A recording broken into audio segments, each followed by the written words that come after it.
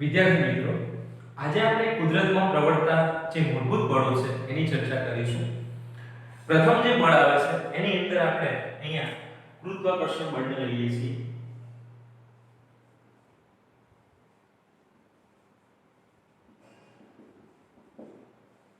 હવે ગુરુત્વાકર્ષણ બળ જે છે એ વિશ્વના દ્રવ્યમાન ધરાવતા દરેક કણ વચ્ચે લાગે છે અને આ બળ એ આકર્ષક પ્રકારનું બળ છે. બે પદાર્થો વચ્ચે જે આ ગુરુત્વાકર્ષણ બળ લાગે છે તેનું મૂલ્ય તેમના દળ પર આધારિત છે અને દળના ગુણાકારના સમપ્રમાણમાં હોય છે. બે પદાર્થો એકબીજાથી કેટલા અંતરે આવેલા છે એના પર આ બળ આધાર રાખે છે અને આ બંને પદાર્થો વચ્ચેનું જે અંતર છે એના વર્ગના મેશ પ્રમાણમાં ચાલતું હોય છે. તો ગુરુત્વાકર્ષી બળ જે છે એ દરેક પદાર્થો વચ્ચે લાગે છે અને આ બળ જે ખૂબ જ નિર્બળ બળ છે. એટલે આની આપણને જે વેલ્યુ મળે છે જે ચાર પ્રકારના બળોમાં એમાં સૌથી ઓછી વેલ્યુ આ બળની હોય છે. આના માટે આપણે જે સૂત્ર છે એ આ રીતે યાદ રાખીએ છીએ કે F is proportional to m1 m2 by r2. માધ્યમ પર આધાર રાખતું નથી. એટલે બે પદાર્થો વચ્ચે જે માધ્યમ છે એ માધ્યમ ગમે તેનું હોય, હવાનું હોય કે કોઈ બીજું માધ્યમ હોય, તો આ બળ બદલાતું નથી. ત્યાર પછી આ બળ દર્શાવતી કેટલીક ઘટનાઓ. તો કોઈ પદાર્થને છોડી દેવામાં આવે ઊંચાઈ ઉપર લઈ તો એ પદાર્થ નીચે જાય છે, તો આની પાછળ ગુરુત્વાકર્ષણ બળ જવાબદાર છે. પૃથ્વી એ પદાર્થ પર ગુરુત્વાકર્ષણ બળ લગાડે છે અને એના કારણે પદાર્થ પૃથ્વી તરફ ખેંચાય છે. પૃથ્વી પણ પદાર્થ તરફ ખેંચાતી હોય છે પણ એનું દળ વધારે હોવાથી આપણને અસર જોવા મળતી નથી. તો ગુરુત્વાકર્ષી બળ દળ ધરાવતા દરેક પદાર્થ વચ્ચે લાગે છે. બીજી વસ્તુ, આના માટેની કેટલીક ઘટનાઓ કે ગુરુત્વાકર્ષણ બળ લાગતું હોય એવી કેટલીક ઘટનાઓ. તો આપણે જોઈએ છીએ કે સૂર્યની આજુબાજુ પૃથ્વી ભ્રમણ કરે છે, ગ્રહો ભ્રમણ કરે છે, પૃથ્વીની આજુબાજુ ચંદ્ર કે બીજા ઉપગ્રહો ભ્રમણ કરે છે. આ બધી જે ઘટનાઓ જોવા મળે છે આ દરેક ઘટનાની અંદર આ ગુરુત્વાકર્ષણ બળ જવાબદાર છે, આપણે એવું કહી શકીએ. અને દળ ધરાવતા દરેક પદાર્થ વચ્ચે આ બળ અનુભવાય છે. એટલે અહીંયા વિશ્વમાં દરેક પદાર્થ બીજા પદાર્થ પર આકર્ષક પ્રકારનું જે બળ લગાડે છે અને જે દળના કારણે લાગે છે એને આપણે ગુરુત્વાકર્ષણ બળ તરીકે લઈએ છીએ. તો આનો તમારે 9મા ધોરણનો નિયમ આવતો ગુરુત્વાકર્ષણનો સાર્વત્રિક નિયમ જે ન્યૂટને આપણને આપ્યો હતો. તો આની વિશેષ રજૂઆત છે એ આપણે આગળ એક પ્રકરણ આવે છે એની અંદર કરીશું. હાલ પૂરતી આપણે ગુરુત્વાકર્ષણ બળની આટલી બાબતો નોંધી લઈશું. સૌથી નિર્બળ બળ છે અને કુરુ અંતરીય છે, એટલે કે ખૂબ દૂરના અંતર સુધી લાગે છે. આ બે બાબતો માધ્યમ પર આધારિત નથી.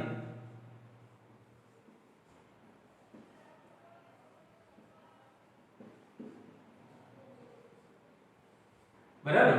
એટલે આ સૌથી નિર્બળ બળ છે, ગુરુ અંતરીય છે, માધ્યમ પર આધારિત નથી અને આકર્ષક પ્રકારનું બળ છે.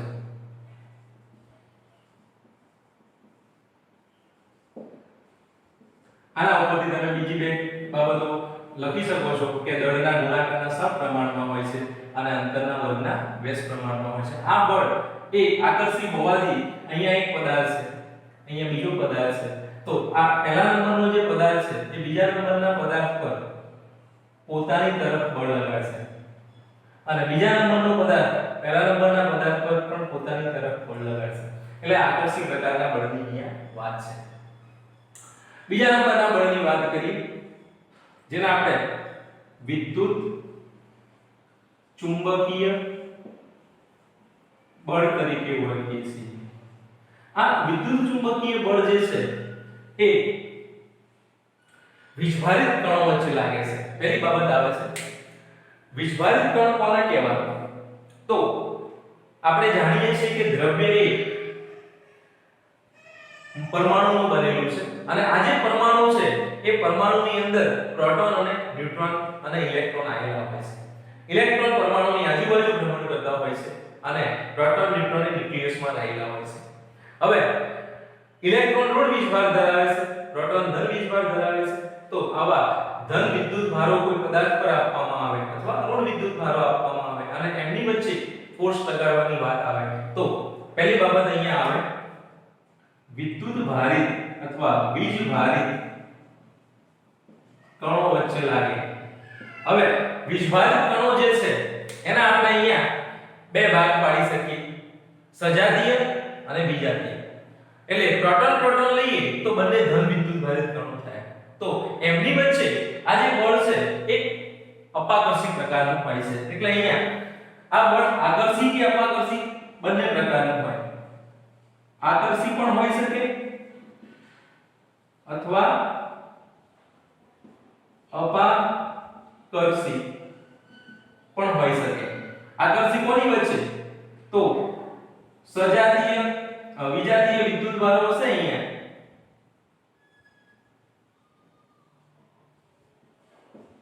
એમની વચ્ચે આકર્ષી પ્રકારનો અને સજાતીય વિદ્યુત ભારો એટલે કે ઇલેક્ટ્રોન ઇલેક્ટ્રોન લઈએ, પ્રોટોન પ્રોટોન લઈએ તો એમની વચ્ચે આ બળ અપાકર્ષી બળ તરીકે મળે છે. હવે આ બળ પણ ખૂબ દૂરના અંતર સુધી લાગતું જોવા મળે છે અને જેને આપણે ગુરુ અંતરીય તરીકે લઈશું. આ બળમાં વિદ્યુત બળની વાત કરીએ તો વિદ્યુત બળ જે છે એ અંતરના વર્ગના વ્યાસ પ્રમાણમાં ચાલે છે. ચુંબકીય બળ પણ એ રીતે બદલાય છે. એટલે અંતર સાથે બળમાં ઘટાડો થાય છે અને આ બળ વિદ્યુત ચુંબકીય બળ એવું સંયુક્ત નામ કેમ આપવામાં આવ્યું છે? તો ગતિ કરતા વિદ્યુત ભારો ચુંબકીય ક્ષેત્ર ઉત્પન્ન કરે છે અને આના કારણે આ વિદ્યુતીય બળ અને ચુંબકીય બળને અલગ કરી શકાતા નથી. એટલા માટે એને સંયુક્ત રીતે આપણે વિદ્યુત ચુંબકીય બળ એવું નામ આપેલું છે. બરાબર? તો વિદ્યુત ભારિત કણો વચ્ચે લાગે છે, આકર્ષી કે અપાકર્ષી હોઈ શકે, ગુરુઅંતરીય છે. હવે આ બળ જે છે એ ગુરુત્વાકર્ષણ બળ કરતા ખૂબ જ વધારે છે. ગુરુત્વાકર્ષણ બળ કરતા વિદ્યુત ચુંબકીય બળનું મૂલ્ય લગભગ 10 ની ઘાત પ્રમાણે વિચારીએ તો 36 ગણું ગણાય. એટલે ગુરુત્વાકર્ષી બળ કરતા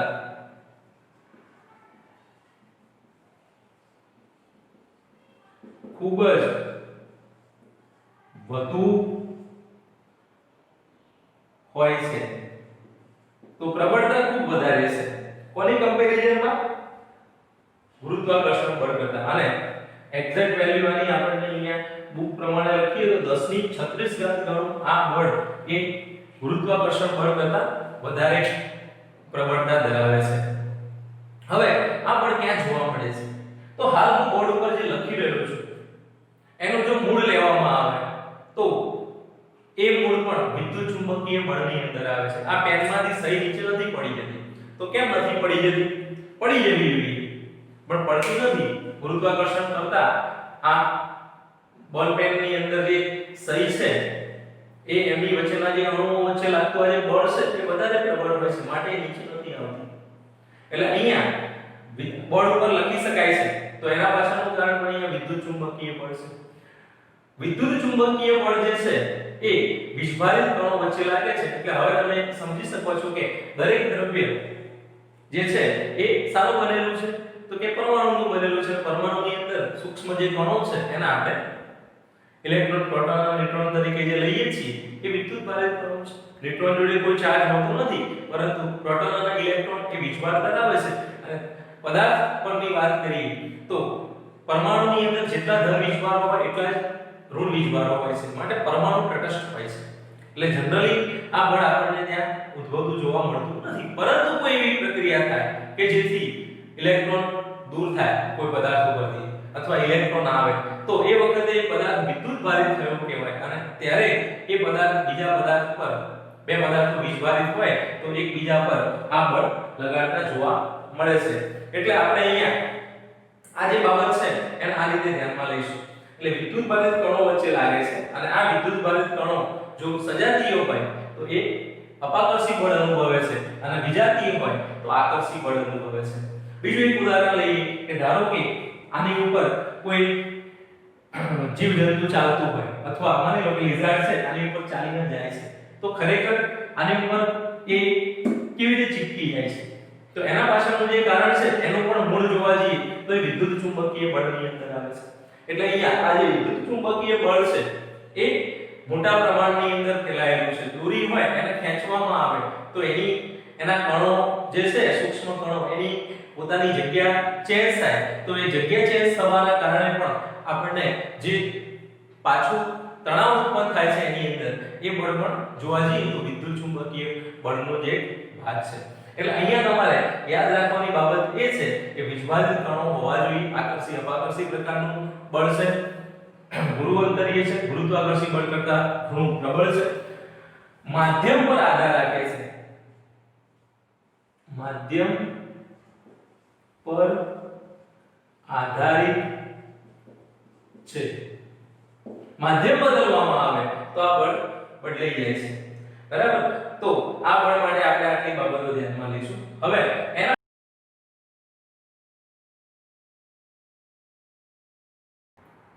અહીંયા વીક ન્યુક્લિયર બળની વાત કરીએ.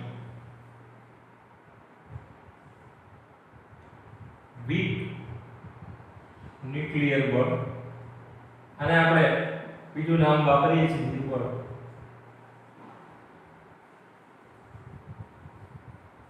વીકની જગ્યાએ નિર્બળ શબ્દ વપરાય છે.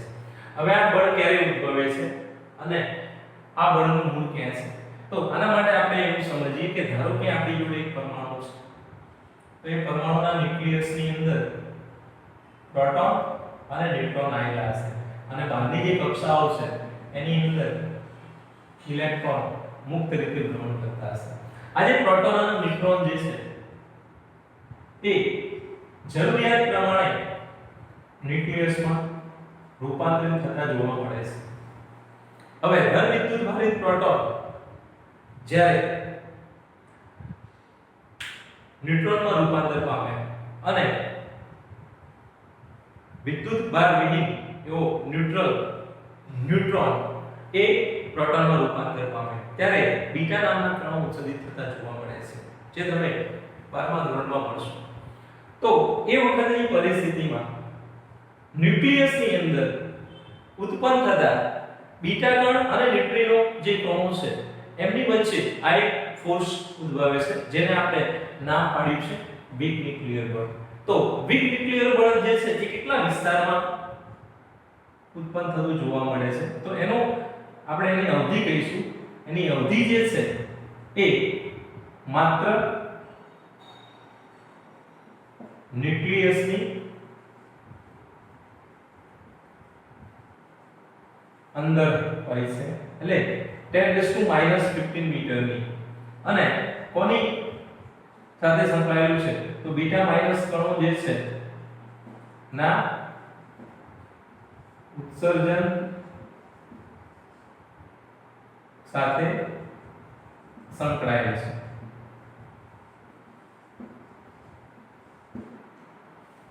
તો વીક ન્યુક્લિયર બળની બાબત આપણે આટલી યાદ રાખીશું આની અંદરથી કે વીક ન્યુક્લિયર બળ એ ગુરુત્વાકર્ષણ બળ કરતા પ્રબળ છે પરંતુ વિદ્યુત ચુંબકીય બળ કરતા નિર્બળ છે. અને ન્યુક્લિયસની અંદર બીજું જે ફોર્સ લાગે છે જેને આપણે પ્રબળ અથવા સ્ટ્રોંગ ન્યુક્લિયર બળ તરીકે ઓળખીએ છીએ. તો આ સ્ટ્રોંગ ન્યુક્લિયર બળ જે છે એ કોની વચ્ચે ઉત્પન્ન થાય છે? તો એના માટે ન્યુક્લિયસની અંદર પ્રોટોન પ્રોટોન પ્રોટોન ન્યુટ્રોન અને ન્યુટ્રોન આમની વચ્ચે ન્યુક્લિયસની અંદર જે ફોર્સ અનુભવાય છે એ ફોર્સને આપણે સ્ટ્રોંગ ન્યુક્લિયર બળ તરીકે ઓળખીએ છીએ. એટલે માત્ર ન્યુક્લિયસ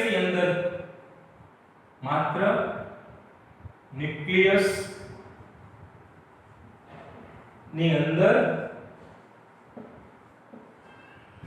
પડોશી ન્યુક્લિયોન વચ્ચે લાગે છે. હવે તમને એમ થાય કે પ્રોટોન વચ્ચે તો વિદ્યુતીય બળ ન લાગતું. તો આ જે બળ છે એ પ્રોટોન વચ્ચે તો લાગે.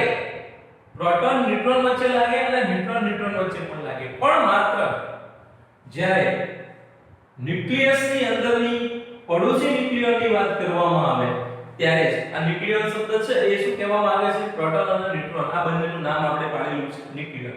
તો ન્યુક્લિયર વચ્ચે આ બળ લાગે છે અને જે ન્યુક્લિયસની અંદર જ લાગે છે. ન્યુક્લિયસની બહાર કોઈ ઇલેક્ટ્રોન હોય કે બીજો પ્રોટોન હોય તો એના ઉપર પ્રબળ ન્યુક્લિયર બળ લાગતું નથી. અને આ શબ્દ જે પ્રબળ વાપરેલું છે તે એવું દર્શાવે છે કે આ ચારે ચાર બળોમાં સૌથી પ્રબળ હોય એવું બળ સ્ટ્રોંગ ન્યુક્લિયર બળ છે. અને આ સ્ટ્રોંગ ન્યુક્લિયર બળ જે છે એના કારણે જ સૌથી પ્રબળ છે અને આ બળના કારણે ન્યુક્લિયસનું અસ્તિત્વ રહેલું છે.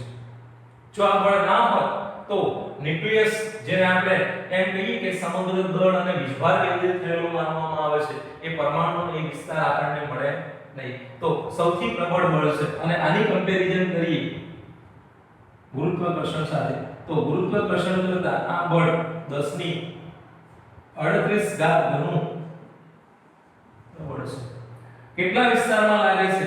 તો લઘુ અંતરીય બળ છે, માત્ર ન્યુક્લિયસની અંદર જ ઉત્પન્ન થાય છે.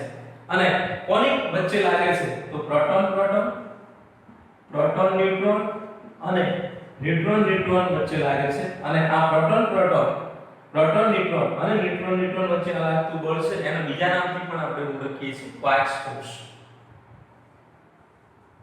ક્વાર્ક્સ બળ તરીકે પણ ઓળખવામાં આવે છે કારણ કે પ્રોટોન અને ન્યુટ્રોન જે છે એ એનાથી પણ નાના જે કણો ક્વાર્ક્સ છે એના બનેલા છે એવું અત્યારે સાબિત થયું છે. એટલે આ બળને આપણે બીજા નામથી પણ ઓળખીએ છીએ ક્વાર્ક્સ ફોર્સ. ક્વાર્ક્સ ફોર્સ એટલા માટે કહીએ છીએ કે પ્રોટોન ન્યુટ્રોન એ ક્વાર્ક્સના બનેલા છે અને પ્રોટોન અને ન્યુટ્રોનનું બંધારણ છે એ તમે 12મા ધોરણમાં ભણશો કે અપ અપ અને ડાઉન ક્વાર્ક્સ ભેગાથી પ્રોટોન બને છે અને અપ ડાઉન ડાઉન ક્વાર્ક્સ ભેગાથી ન્યુટ્રોન બને છે. એટલા માટે આ બળનું નામ આપણે શું પાડેલું છે? ક્વાર્ક્સ બળ તરીકે પણ ઓળખીએ છીએ. તો બે બળો આપણને જે મળ્યા વીક ન્યુક્લિયર બળ અને પ્રબળ ન્યુક્લિયર બળ એ ક્યાં ઉત્પન્ન થયેલા જોવા મળે છે? તો માત્ર ન્યુક્લિયસની અંદર. અને આ બે બળો જે છે આની આ બધી ગુરુ અંતરીય છે. આ બંને બળો ગુરુ અંતરીય છે અને આ બંને બળો લઘુ અંતરીય છે એટલે માત્ર ન્યુક્લિયસની અંદરના વિસ્તાર પૂરતા જ એક્ટિવ હોય છે. હવે આપણે આનો ક્રમ લખી નાખીએ પ્રબળતા ક્રમ. તો સૌથી પહેલું જે આવશે અહીંયા પહેલું બળ આવશે એ સ્ટ્રોંગની દ્રષ્ટિએ વિચારીએ તો પ્રબળ ન્યુક્લિયર બળ. બીજા નંબરે જે આવશે એ વીજ ચુંબકીય બળ.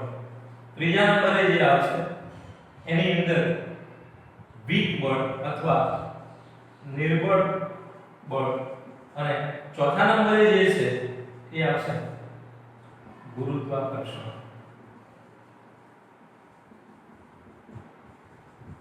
આપણને સૌથી વધારે અનુભવ આનો છે ગુરુત્વાકર્ષણનો. બીજા નંબરે વિદ્યુત ચુંબકીય બળ. વિદ્યુત ચુંબકીય બળ જનરલી જોવા મળતું નથી પણ જ્યારે કોઈ ચાર્જ અસ્તિત્વમાં આવે અથવા દાખલા તરીકે માની લો કે હવા છે, હવાની અંદર કોઈ કારણસર હવામાં નું આયનીકરણ થાય અને હવાના કણોનું આયનીકરણ થાય તો એ વખતે આપણને વીજળીની ઘટના જોવા મળે છે. એ વખતે આ વિદ્યુત ચુંબકીય બળ અસ્તિત્વ ધરાવતું થઈ જાય છે. તો અહીંયા પ્રબળ ન્યુક્લિયર બળ જે છે એની પ્રબળતા ધારો કે 1 છે.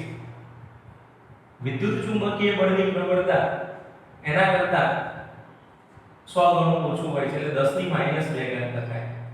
એના કરતા નિર્બળ બળ જે છે એ 10 ની -13 ઘાત અને એના કરતા ગુરુત્વાકર્ષણ બળ છે એ 10 ની -32 ઘાત.